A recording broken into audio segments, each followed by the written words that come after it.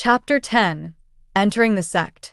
The red-faced old man frowned with dissatisfaction and said, "Elderly, is our Hingyu sect really going to sink so low? To make an exception for the life and death of a mortal?"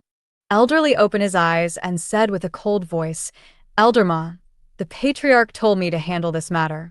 If it's not handled properly, and this piece of trash attempts suicide a second time, and his parents spread that we forced their kid to suicide, isn't that more embarrassing?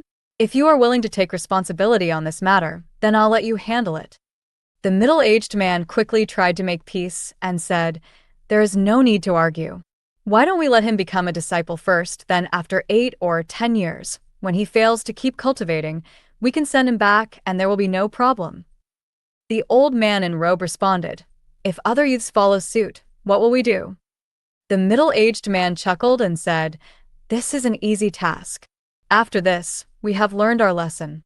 When we fail people in the future, we should instill in the idea of not suiciding, and that would solve this problem. As for this Wang Lin, since the matter is already this big, let us just take him as a disciple. One extra disciple doesn't matter." Aside from elderly, 2 other elders looked thoughtfully at the middle-aged man, not saying a word. The middle-aged man smiled and thought, "Oh, Wang Lin, I have helped all I can. I have repaid you for the piece of metal your fourth uncle has given me. I'm really curious how a mortal managed to get his type of material." What the middle-aged man didn't know was that Wang Lin's fourth uncle had bought it from a blacksmith. He had seen many things, and as soon as he saw it, he knew it wasn't normal. This time, to let Tai Zhu join the Hengyu sect, he brought it out. As for what the metal was used for, he didn't know. A piece of metal changed Wang Lin's fate. When the news reached Wang Lin, he couldn't believe it. He was somehow accepted as a disciple for no apparent reason. 2 days later, he saw his parents off from the Hengyu sect. After seeing the joy on his parents' faces, he decided to seriously cultivate here. However, his way of thinking was changed after his parents left.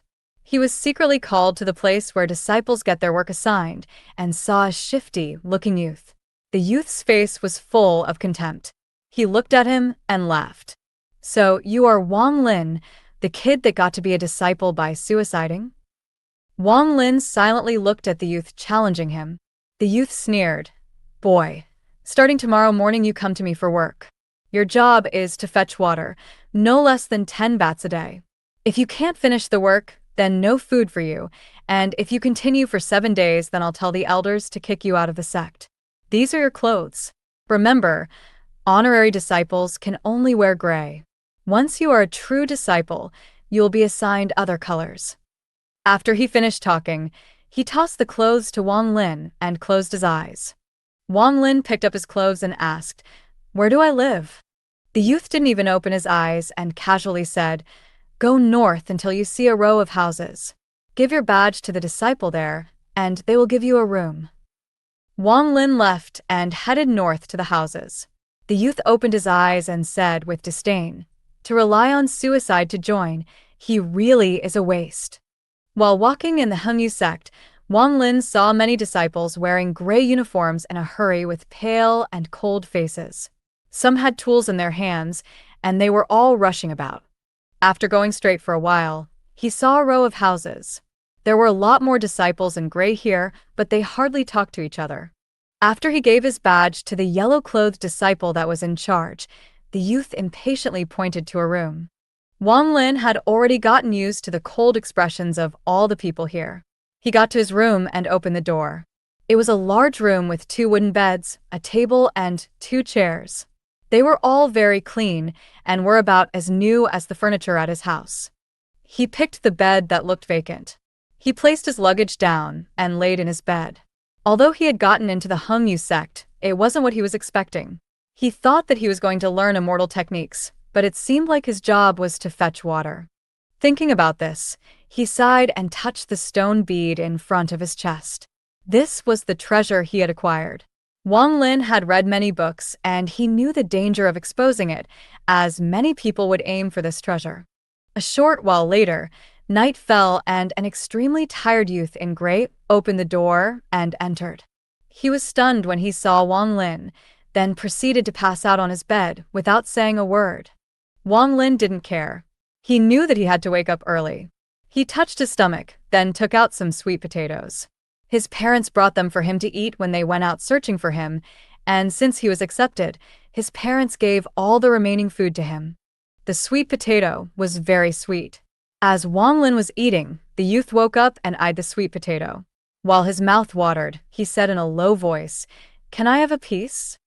Wang Lin took out a few pieces and said, "I have a lot here. If you'd like, have some more."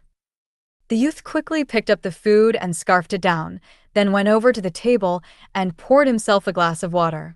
He exclaimed, "Damn it! I haven't eaten anything in 2 days. So what's your name?" Wang Lin said his name. The youth suddenly laughed and said, "So you are Wang Lin, the trash that entered the Hengyu sect by attempting suicide." He suddenly realized what he had done and said, "Brother, my name is Zhang Hu. To tell you the truth, there is no one in the sect that doesn't know about you, so please don't blame me for what I said before. In fact, I admire you for being able to enter the sect this way." Wang Lin laughed bitterly. He didn't try to explain and passed over a few pieces of sweet potato. Zhang Hu quickly accepted it and took a few bites, then said, "Wang Lin, you better leave some of it for yourself. You are new here. Who knows what evil things that yellow weasel will try to do? Damn it, he doesn't even treat us like humans."